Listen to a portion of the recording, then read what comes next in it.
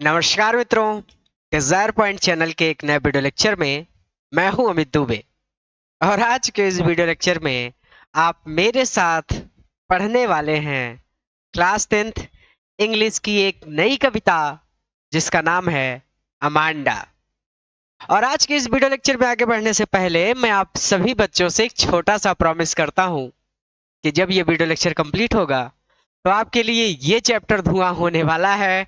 यानी आज के इस वीडियो लेक्चर में इस चैप्टर के एक एक वर्ड और एक एक लाइन को और हर एक स्टैंजा को इतने सरल और आसान शब्दों में आपको पढ़ाने वाला हूं कि आज के बाद जीवन में आपको कभी इस चैप्टर में दिक्कत नहीं होगी। आप चाहेंगे तो ये चैप्टर दूसरों को पढ़ा सकेंगे, आप इतने योग्य हो जाएंगे। चलिए अपने चैप्टर पर चलते हैं। कई दिनों बाद मेरी आपसे मुलाकात हो रही है क्योंकि मैं इस समय बहुत ज्यादा व्यस्त हूं, लेकिन आपका कोर्स उस समय कंप्लीट करके आपको मिल जाएगा। आप लोग बिल्कुल भी चिंता मत करिए। कोर्स कंप्लीट करना और आपको समझा कर पढ़ाना कैसे करना है ये सब मुझे पता है। चलिए अपने चैप्टर पर चलते हैं। चैप्टर में आप एक नाम देख रहे हैं, अमांडा। ये अमांडा वास्तव में एक लड़की का नाम है और ये कविता जो है ये मेरी बहुत पसंदीदा कविता है। पसंदीदा कविता इसलिए क्योंकि बचपन में जब मैं छोटा था, मैं खेलने जाना चाहता था या मैं घूमने जाना चाहता था, जब भी मैं कुछ करना चाहता था तो अक्सर मेरे माता पिता मुझे रोकते थे, टोकते थे। और मेरे मन में अजीबो गरीब ख्याल आते थे कि अरे यार काश मैं शक्तिमान होता और उड़कर यहाँ से कहीं चला जाता, मुझे रोकने वाला कोई ना होता। जाहिर सी बात है आपके जीवन में भी ऐसी स्थिति बनती होगी जब आपके माता पिता किसी काम को करने से आपको रोकते होंगे और आप सोचते होंगे कि अरे काश हम सुपरमैन होते, शक्तिमान होते, जहां मर्जी वहां जाते, हमें कोई रोकने वाला टोकने वाला ना होता। बस वैसी ही स्थिति इस कविता में इस बच्ची के साथ है। अब सबसे जरूरी बात, इस कविता में एग्जैक्टली ये नहीं लिखा है कि अमांडा की मम्मी उसे रोकती हैं कोई काम करने से या फिर अमांडा के पापा उसको रोकते हैं। तो अगर आपके विद्यालय में आपको आपके अध्यापक ऐसे पढ़ा दे कि अमांडा के पिताजी उसको ये काम करने से रोक रहे हैं, तब भी सही है। और अगर आपके विद्यालय में आपके अध्यापक आपको ऐसे पढ़ा दे कि अमांडा की माता जी उसको फलाना फलाना काम करने से रोक रही हैं, तब भी सही है। सही दोनों तरह से है, क्योंकि इस कविता में कहीं पर भी नहीं लिखा कि मम्मी रोक रही है कि पापा रोक रहे हैं। बस बात इतनी है कि अमांडा के माता पिता अमांडा जो कुछ भी करना चाहती है उसे करने से उसको रोकते हैं और फिर उसके मन में कैसे कैसे अजीबोगरीब ख्याल आते हैं, उन विचारों का इस कविता में अध्ययन करना है। चलिए, बहुत एक छोटा सा इंट्रो अगर इस कविता का हो तो यहाँ पर लिखा है, इसको मैंने समझा भी दिया है।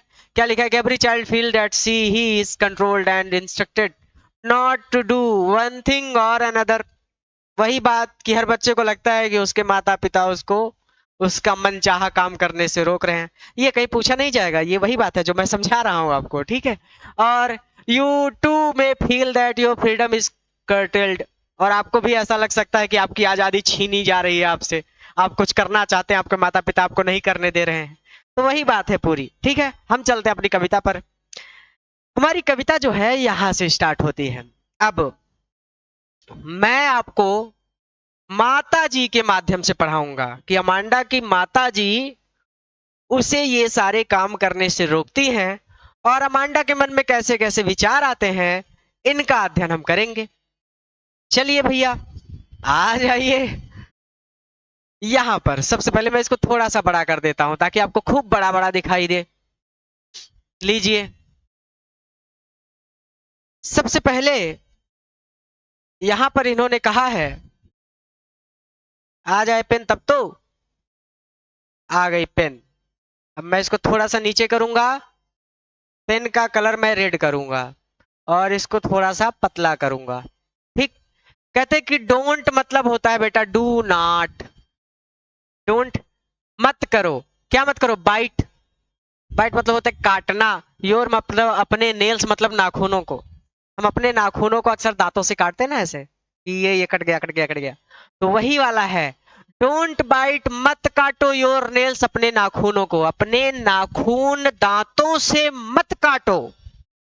भैया नाखूनों में ना तरह तरह के कीटाणु होते हैं, आपको बीमार कर सकते हैं। तो अक्सर डॉक्टर भी और माता पिता भी मना करते हैं, और बच्चों की आदत होती है कि जब उनको चिंता सताती है तो अपने नाखूनों को अपने दांतों से काटने लगते हैं। तो माता जी मना कर रही हैं कि अपने नाखूनों को अपने दांतों से मत काटो।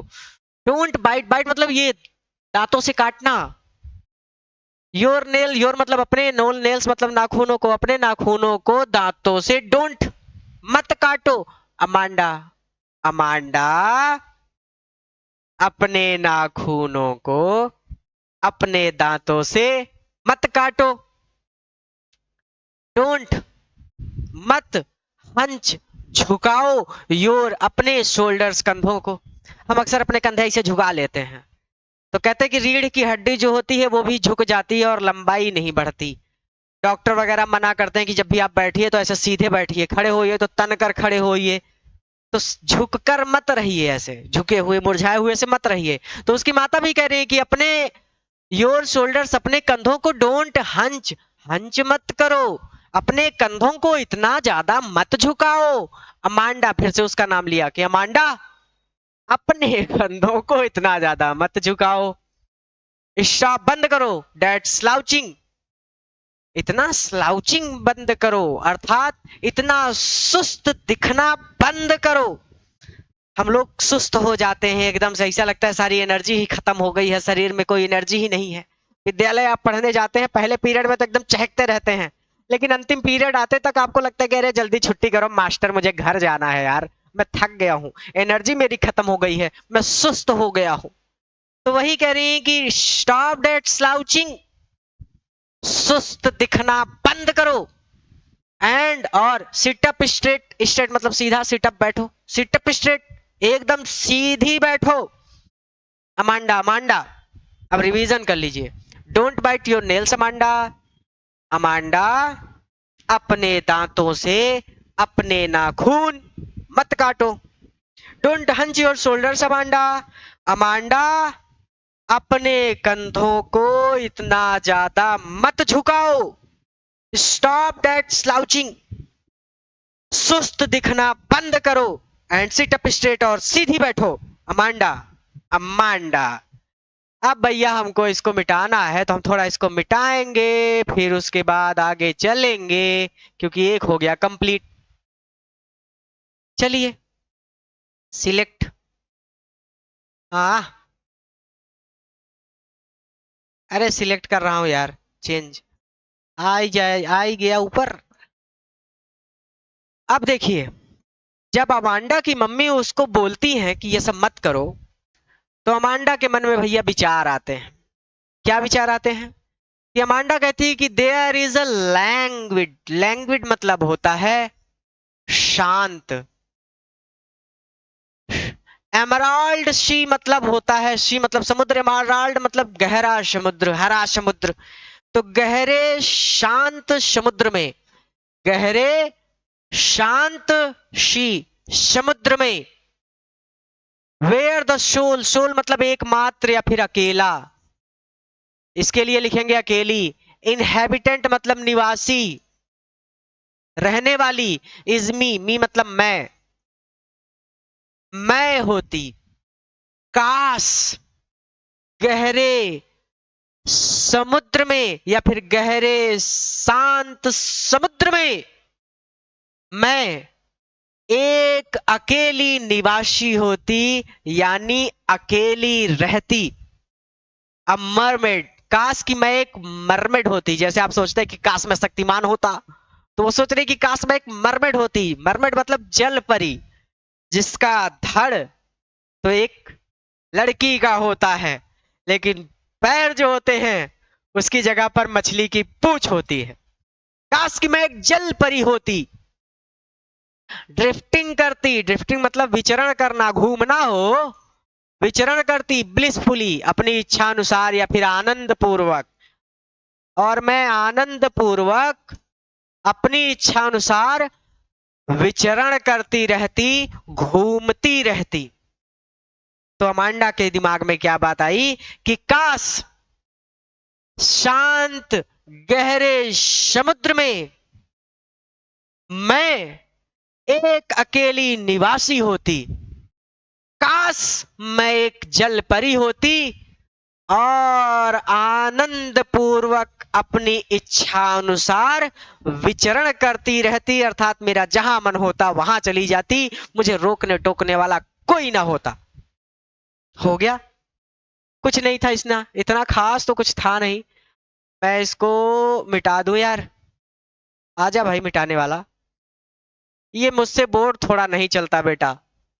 अभी इसमें कुछ अपडेट करवाने हैं, लेकिन हम लोगों को अभी बड़ा संघर्ष करना है। केवल बोर्ड तक ही सीमित नहीं है ना, हम लोग टीचर भी हैं इतने सारे आप सबके लिए। बिजली का बिल, स्टूडियो का रेंट, सब कुछ देखना होता है, इसलिए अभी इसमें एक छोटा सा काम इस बोर्ड में बाकी है, वो भी हो जाएगा।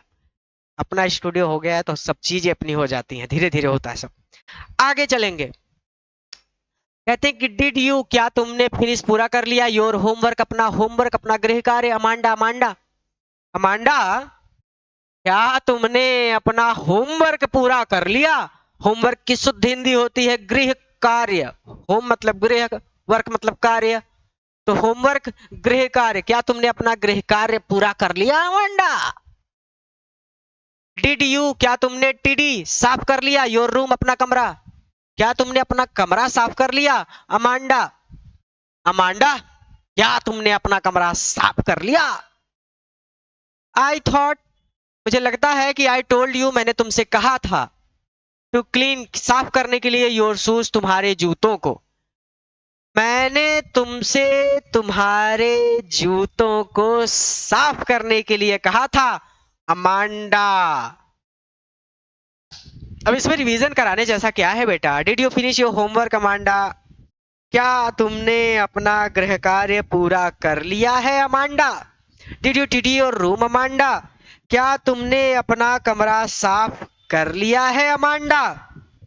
और आई थॉट, मुझे लगता है, आई टोल्ड यू, कि मैंने तुमसे कहा था, अर्थात मैंने तुमसे कहा था, टू क्लीन योर शूज, तुम्हारे जूते साफ करने के लिए। मैंने तुमसे तुम्हारे जूते साफ करने के लिए कहा था अमांडा। अमांडा, अमांडा से ये सारे काम उसकी मम्मी ने कहे थे।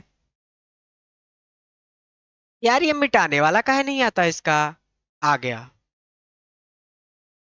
इसमें नोट 3 डलवाना है ताकि ये और बेहतर चले, मेरे हिसाब से बहुत जल्द हो जाएगा। अब आगे, अब जब अमांडा को इतने सारे काम गिना दिए उसकी मम्मी ने, तो फिर वो सोचती है कि अरे रे, काश अब की बार मैं कुछ और बन जाऊं। तो क्या बन रही है? कह रही कि आई एम, होती मैं, एन ऑर्फन, एक ऑर्फन। ऑर्फन वो होते हैं जो अनाथ होते हैं, जिनके कोई माता पिता नहीं होते। तो काश मैं एक ऑर्फन होती, काश मैं एक अनाथ होती। रोमिंग, मैं रोम करती रहती, भटकती रहती, इन द स्ट्रीट, गलियों में, और मैं गलियों में भटकती रहती। काश मैं एक अनाथ लड़की होती और मैं गलियों में भटकती रहती। आई पैटर्न, पैटर्न मतलब होता है आकृति, मैं आकृति बनाती। सॉफ्ट मतलब होता है कोमल, डस्ट मतलब होता है धूल। कोमल धूल यानी जब जमीन पर आप चलते हैं तो आपके पैरों से आकृति बनती है ना, आपके पैरों के पदचिन्ह बनते हैं। तो कोमल धूल पर माई हस्ट, अपने शांत, बेयर, नंगे, यार इसको थोड़ा इधर करना पड़ेगा, पूरा नहीं आया। हाँ, अब पूरा आ गया ना? बोर्ड में दिख रहा है, उधर फीट है, हाँ दिख रहा है। पेयर मतलब होता है नंगे, फीट मतलब पैर। अनाथ बच्चों के पास चप्पलें भी नहीं होती, वो नंगे पैर ही टहलते हैं। तो वही वो कह रही है कि मैं अपने शांत और नंगे पैर, नंगे पैर से कोमल धूल, ये हो जाएगा कोमल धूल पर पैटर्न करती, आकृतियां बनाती, आकृति बनाती। मैं अपनी मर्जी से घूमती और जो मेरा मन करता मैं अपने पैर से ऐसे पैरों को घुमा के आकृतियां बनाती, या फिर मेरे पास चप्पल नहीं होती तो मैं चलती तो मेरे पद चिन्ह के निशान बनते, वो भी आकृति होती। धूल कोमल होनी चाहिए, अर्थात अगर सख्त धूल है, जैसे पक्की सड़क है, तो वहां पर तो पैरों के निशान नहीं बनेंगे, लेकिन कच्ची मिट्टी है जहां पर, वहां पर आप पैरों के निशान बना सकते हैं अपने। क्लियर हो गया कि आई एम एन ऑर्फन, काश मैं एक अनाथ लड़की होती और गलियों में रोमिंग करती रहती, गलियों में भटकती रहती। तब मैं, आई मतलब मैं, तब मैं अपने शांत और नंगे पैरों से कोमल धूल पर आकृतियां बनाती। द साइलेंस, जो साइलेंस है, जो शांति है, इज गोल्डन, वो सुनहरी है। सुनहरी है अर्थात सोना जो है वो बहुत महंगा है। सुनहरा होना अर्थात मूल्यवान होना। शांति मूल्यवान है। कभी कभी आप बहुत ज्यादा परेशान हो जाते हैं, तो आप एक स्थान ढूंढते हैं जहां आपको शांति मिल सके, सुकून से आप बैठ सके। तो शांति और सुकून जो है ना, ये बहुत कीमती है, बहुत मूल्यवान है। आप हमेशा परेशान ही रहेंगे, आपके पास सब कुछ हो, किसी काम का नहीं, समझे? तो जो शांति है, साइलेंस जो है, वो मूल्यवान है, वो बहुत कीमती है। और जो फ्रीडम है, जो स्वतंत्रता है, सीधा सीधा आप लिख दीजिए आजादी। फ्रीडम मतलब होता है आजादी, और आजादी स्वीट है। स्वीट, मिठाई खाते हैं तो बड़ा मधुर लगता है, बड़ा मीठा लगता है, तो आजादी मधुर है। शांति मूल्यवान है। साइलेंस इज गोल्डन, शांति मूल्यवान है। और फ्रीडम, जो स्वतंत्रता है, वो स्वीट है, वो मधुर है। या फिर जब मिठाई खाते हैं तो बहुत सुख मिलता है, अच्छा लगता है, तो सुखद भी कह सकते हैं कि मधुर है या सुखद है। रिवीजन कर देते हैं ताकि आपके लिए दिक्कत ना हो कि आई एम एन ऑर्फन, काश मैं एक अनाथ लड़की होती। रोमिंग द स्ट्रीट, गलियों में मैं आवारा, ऐसे कह लीजिए कि गलियों में मैं भटकती रहती। तब मैं अपने शांत नंगे पैरों से कोमल धूल पर आकृतियां बनाती, क्योंकि शांति मूल्यवान है और आजादी मधुर है, या फिर आजादी सुखद है। आप पर निर्भर करता है, आप मूल्यवान कहें, सॉरी मधुर कहें या सुखद कहें। स्वीट मतलब, भैया वो बता रही है कि आजादी किसको नहीं पसंद इस दुनिया में, सबको पसंद है। सुख मिलता है आजादी रहती है, तो कोई रोक टोक करने वाला ना हो तो आजादी रहती है। लेकिन बहुत मूर्ख लोग ऐसा सोचते हैं, क्योंकि हमेशा आपको रोक टोक करने वाला कोई होना चाहिए, नहीं तो आपको बर्बाद होने में बिल्कुल समय नहीं लगेगा। कहते हैं कि डोंट ईट, मत खाओ दैट चॉकलेट, बच्चों को चॉकलेट बहुत पसंद होता है। और डॉक्टर कहते हैं कि ज्यादा चॉकलेट नहीं खाना चाहिए, क्योंकि इससे दांत में कीड़े पड़ जाते हैं भैया। तो उसकी मम्मी भी उसको समझा रही है कि अरे अमांडा, अरे ओ Amanda, don't eat chocolate, chocolate मत खाओ। रिमेंबर, याद करो योर एक्ने, तुम्हें एक्ने हुए हैं। एक्ने मतलब होता है बेटा मुहासे। आजकल की बच्चियां जो हैं वो कहते हैं कि भैया हमको पिंपल हो गया है। हम लोग तो कहते हैं फुड़िया निकल आए बा बाबू, या फुड़िया निकली बा, इसे फोड़ दो तो पचक जाए सब। लेकिन लड़कियों के पास दुनिया भर की क्रीम होती है। आज तक हमको नहीं पता, लेकिन हमने देखा है, हमारी बहनियां एक घर में, उसके पास तरह तरह की क्रीम है। हम लोग तो ससुराल आज तक पाउडर भी नहीं लगाए। कोई बात नहीं, अपना टाइम आएगा, आएगा नहीं तो जाएगा कहाँ। चलिए, तो रिमेंबर योर एक्ने, तुम्हें मुहासे हुए हैं अमांडा, अमांडा, अमांडा तुम्हें मुहासे हुए हैं, तुम्हें पिंपल हो गए हैं, फोड़िया निकल आई बहो। विल यू प्लीज, क्या तुम कृपया लुक देखोगी एट मी, मेरी ओर, क्या तुम कृपा करके मेरी ओर देखोगी। वेन आई एम स्पीकिंग, जब मैं बात कर रही हूं, Amanda, Amanda, when I am speaking, जब मैं बात कर रही हूं, तो will you please look at मी, तो क्या तुम कृपा करके मेरी ओर देखोगी। गुस्सा हो रही है वो कि अरे महाराज, महारानी, कृपा करो मुझ पे, मेरी ओर देखो। जैसे मम्मियां कभी कभी गुस्सा हो जाते हैं तो ऐसे कहती है ना कि महाराजा साहब हमारे ऊपर एहसान कह देते हैं कि हमारे, कहती देखा, वैसे वो भी कह रही हैं कि will you please look at me when I am speaking, जब मैं बात कर रही हूं तो अमांडा, क्या तुम कृपा करके मेरी ओर देखोगी? अरे भैया, इसमें समझाने जैसा कुछ नहीं, समझने जैसा कुछ नहीं, बहुत आसान है यार। चलो इसको मिटा देते हैं, आगे चलते हैं। अब क्या कहते हैं कि don't eat that chocolate Amanda, Amanda chocolate मत खाओ। रिमेंबर योर एक्ने, तुम्हें मुहासे हुए हैं Amanda. Will you please look at me when I am speaking to you. I speaking Amanda, जब मैं बात कर रही हूं तो क्या तुम कृपा करके मेरी ओर देखोगी? खत्म हो गया, रपेंजल पे आ गए हम लोग। अब देखिए रपेंजल जो है ना, ये एक मूवी आई थी बेटा, मैं आपको कोशिश करूं तो मूवी का नाम था टैंगल्ड, ठीक है। और मैं 1 मिनट में आपको दिखा ही देता हूं, आप उस मूवी को जाके देख लेना। उस मूवी में आपको ये जो रपेंजल की कहानी है ये पता चल जाएगी। ब्राउजर खुल जा बेटा, ब्राउजर। अगर मैं इस ब्राउजर को बंद करूंगा तो मेरा खुल जाएगा पोयम। यार 1 मिनट बेटा, मुझे 1 मिनट दो, मैं ये कहानी आपको समझा दूंगा, नहीं तो आप भटक जाओगे इस कहानी में, ठीक है। एक मूवी है, आप में से हो सकता है बहुत सारे बच्चों ने देखी हो, बहुत प्यारी मूवी है। इसमें रपेंजल की कहानी दिखाई गई है। ये मूवी है Tangled. Rapunzel an innocent young girl, एक छोटी सी लड़की है, is locked up in her overly protective mother. उसकी जो माँ होती है, कहानी थोड़ा गड़बड़ लिखी है। कहानी कुछ ऐसी है कि एक बच्ची होती है, उसके बालों में होता है जादू। तो एक जादूगरनी उस बच्ची को चुरा लेती है और उसे ले जाके एक बड़ी ऊंची मीनार में कैद कर देती है। और उस मीनार में आने जाने का केवल एक रास्ता होता है, रपेंजल के बाल। रपेंजल के बाल बहुत लंबे होते हैं। तो जब कभी भी उस जादूगरनी को ऊपर आना होता तो रपेंजल को आवाज देती और रपेंजल अपने बालों को नीचे लटका देती। उन बालों को पकड़ के जादूगरनी ऊपर चढ़ जाती। और जब ऊपर से नीचे आना होता तो रपेंजल के बालों को लटका के उसको रस्सी की तरह प्रयोग करके नीचे उतर आती और फिर रपेंजल अपने बालों को फिर ऊपर खींच लेती। और इस पूरी प्रक्रिया में जो रपेंजल थी वो उस मीनार में अकेली रहती थी। जब जादूगरनी चली जाती थी तो रपेंजल के पास कोई नहीं रहता था, वो पूरी मीनार में अकेली रहती थी।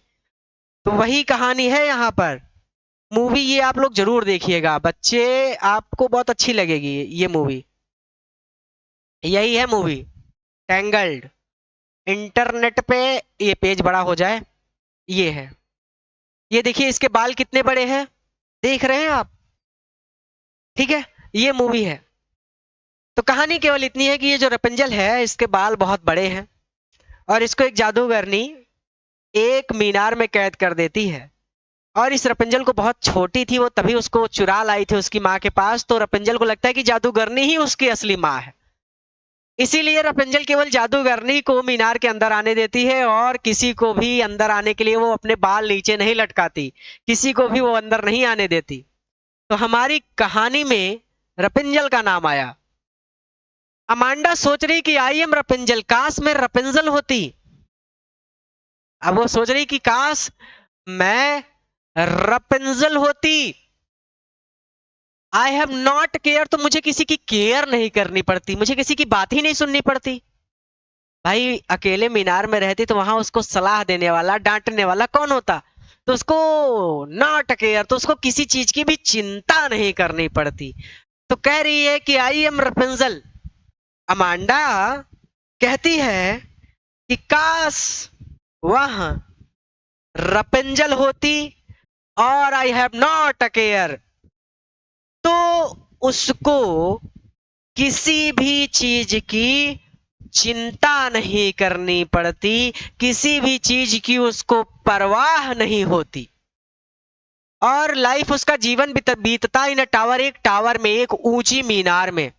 तो किसी ऊंची मीनार में जीवन बिताना ट्रैंकिल है एंड रेयर। रेयर मतलब होता है दुर्लभ, और ट्रैंकिल मतलब एकदम शांत, क्योंकि वहां पर उसके पास तो कोई आता जाता नहीं।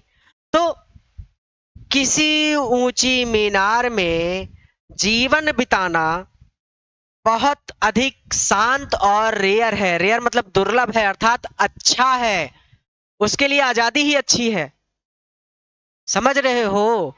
अमांडा जो है अकेली रहना चाहती है, तो ये जो रेयर है, जो दुर्लभ है, उसके लिए अच्छा है। तो हम इसको ऐसे पढ़ेंगे कि ऊंची मीनार में जीवन बिताना बहुत अधिक शांत और बहुत अच्छा होता। काश मैं रपेंजल होती तो मुझे किसी भी चीज की परवाह नहीं करनी पड़ती, और किसी ऊंची मीनार में जीवन बिताना बहुत अधिक शांत और बहुत अधिक अच्छा है, क्योंकि यहां पर हमेशा उसको कोई ना कोई रोकता टोकता रहता है।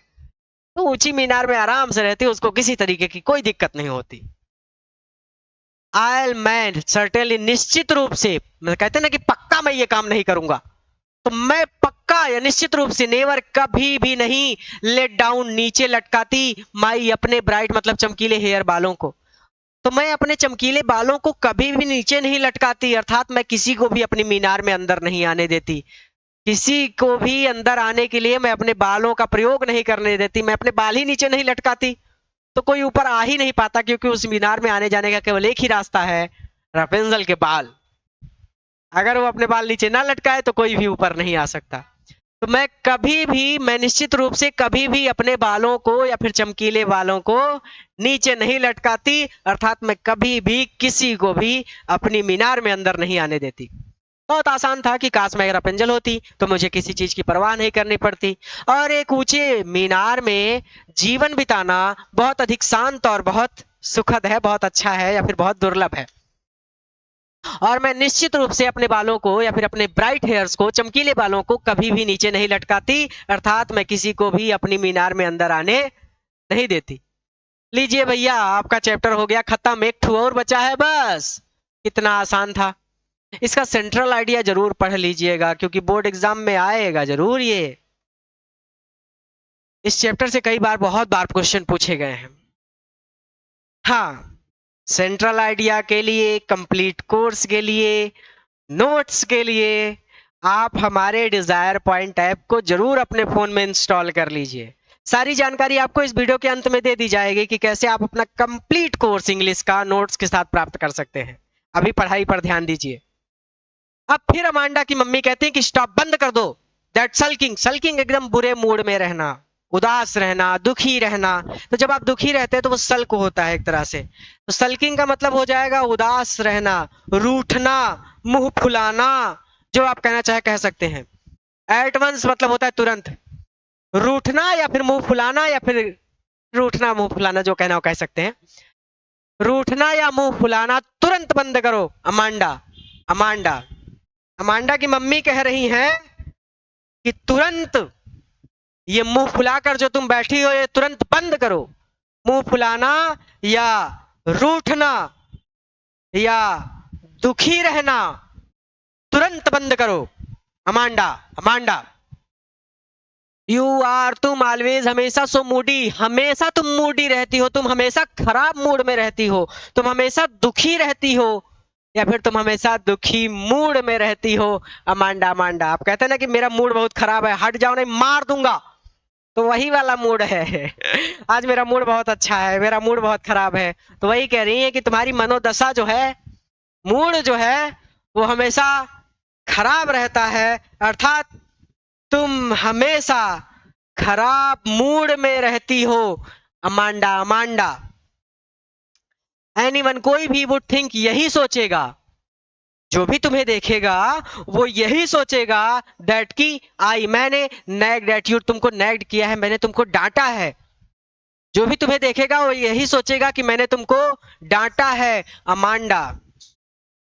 अमांडा, तुम हमेशा खराब मूड में रहती हो, you are always so moody Amanda. Amanda, तुम हमेशा खराब मूड में रहती हो। एनीवन वुड थिंक, जो भी तुम्हें देखेगा वो यही सोचेगा कि मैंने तुमको डांटा है अमांडा। पोयम कंप्लीट हो गई भैया, बाबू राजा भैया। लेखक हैं रॉबिन क्लेन, और हमारा चैप्टर कंप्लीट। एक और कविता कंप्लीट हो गई, हालांकि मुझे समय नहीं मिल पा रहा है, इसीलिए आप डिजायर पॉइंट ऐप को जरूर अपने फोन में इंस्टॉल कर लीजिए। आपको 2 होमवर्क करने हैं। पहला, जिस विद्यालय में, जिस कोचिंग में आप पढ़ने जाते हैं, वहां पर सभी बच्चों को डिजायर पॉइंट के बारे में बताना है। इस देश के हर घर तक पहुंचना है, इस देश के हर बच्चे तक पहुंचना है, इस देश की हर गली, हर मोहल्ले, हर घर में डिजायर पॉइंट से पढ़ने वाला बच्चा होना चाहिए। ये आपको काम करना है। तो वीडियो को खूब शेयर करिए और अपने सभी दोस्तों को डिजायर पॉइंट के बारे में बताइए। दूसरा काम, अगर नए हैं तो चैनल को जरूर सब्सक्राइब कर लीजिए, ताकि जैसे ही अगले वीडियो लेक्चर अपलोड हो आपको उनके नोटिफिकेशन मिल जाए और आप अपना कोर्स ससमय पढ़कर पूरा कर सके। तो अब इस वीडियो की सबसे जरूरी बात सुनिए। अगर आप अपना कंप्लीट कोर्स चाहते हैं कि भैया हमको हमारा कंप्लीट कोर्स मिल जाए, जो भी सब्जेक्ट हम पढ़ रहे हैं उसके कंप्लीट वीडियो लेक्चर एक तरफ से शुरू से लेकर के अंत तक पूरे वीडियो लेक्चर हमको मिल जाएं। अगर आपको अपना कंप्लीट कोर्स चाहिए प्लस आप चाहते हैं कि आपको बने बनाए नोट्स भी मिल जाएं, हमको नोट्स भी ना लिखना पड़े, तो इस सुविधा के लिए, क्योंकि YouTube पर कंप्लीट कोर्स उपलब्ध कराना बिल्कुल भी संभव नहीं है, क्योंकि नोट्स अपलोड करने की कोई सुविधा YouTube पर नहीं है। अब अगर आपको अपना कंप्लीट कोर्स चाहिए वीडियो लेक्चर प्लस नोट्स के साथ, तो आप हमारा डिजायर पॉइंट ऐप डाउनलोड कर लीजिए। ऐप का लिंक इस वीडियो के डिस्क्रिप्शन में है। उस लिंक पर क्लिक करके आप प्ले स्टोर से ऐप को डाउनलोड कर सकते हैं, या फिर आप प्ले स्टोर पर डिजायर पॉइंट लिख कर सर्च कर सकते हैं। ये चैनल का लोगो है, प्ले स्टोर पर ऐप आ जाएगा। ऐप को आप प्ले स्टोर से डाउनलोड कर सकते हैं। ऐप को अपने फ़ोन में डाउनलोड करने के बाद आपको ऐप पर अपना रजिस्ट्रेशन कर लेना है, यानी अपना नाम, गांव, सारा डिटेल भर के अपना रजिस्ट्रेशन करके अपना अकाउंट बना लेना है। और जो अकाउंट बनाइएगा उसका पासवर्ड ज़रूर याद रखिएगा, क्योंकि पासवर्ड अक्सर बच्चे भूल जाते हैं। तो अपना पासवर्ड बना लेना है, अपना अकाउंट बना लेना है, रजिस्टर कर लेना है, और ऐप पर आपको वीडियो लेक्चर मिल जाएंगे प्लस नोट्स मिल जाएंगे। रिकॉर्डेड बैचेस के साथ साथ लाइव बैचेस भी अगर स्टार्ट हो रही होंगी तो वो भी आपको मिल जाएंगी, यानी ऐप पर आपको सारी सुविधा मिल जाएगी। कंप्लीट कोर्स मिल जाएगा, डाउट सेशन मिल जाएगा लाइव क्लासेस के दौरान, और आपको नोट्स मिल जाएंगे, यानी आपकी पढ़ाई पूरी तरह से हो सकेगी, कोई दिक्कत आपको नहीं होगी। और अभी भी अगर कोई दिक्कत है तो आप हमसे कांटेक्ट कर सकते हैं। हमसे कांटेक्ट करने के लिए ये हमारा नंबर है, आप हमको कॉल या व्हाट्सएप पर मैसेज कर सकते हैं। हमारा नंबर है 9129 28 63 65। इस नंबर पर आप हमसे कॉल या फिर व्हाट्सएप पर मैसेज करके सहायता प्राप्त कर सकते हैं। हम आपकी पूरी मदद करेंगे। धन्यवाद।